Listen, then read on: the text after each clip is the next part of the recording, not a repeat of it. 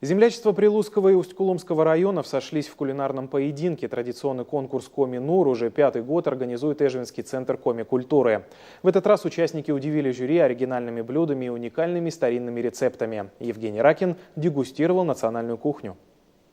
Рыба, соленья, картошка с редькой и ягоды. В меню усть-куломцев, как говорится, все свое, родное. И рецепты традиционные. Так готовили еще бабушки и дедушки. Из новшеств только техника. Современные блендеры и мультиварки русскую печь, конечно, не заменят, но значительно ускоряют и упрощают кулинарный процесс.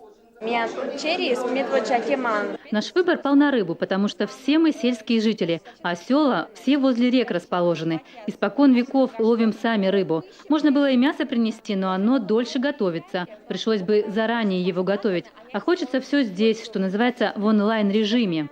Прилузское землячество решило почивать жюри кислым супом, гороховым киселем и свадебной окрошкой, приготовленной по старинному коми-пермяцкому рецепту.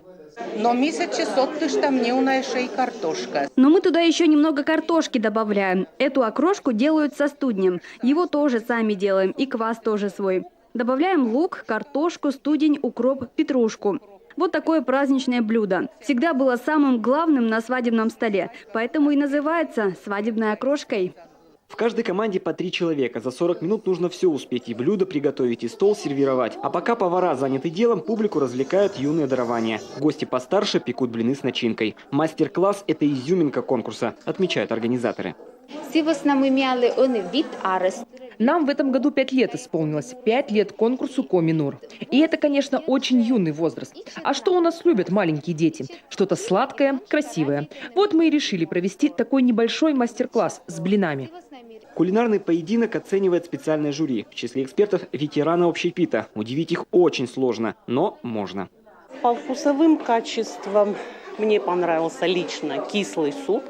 Он очень удачный. Вот. И по вкусовым качествам можно сказать, что рыба в молоке. Потому что там вот именно коми-рыба, щука, а не какая-то там, это самое, не минтай и не путасо, а вот именно щука.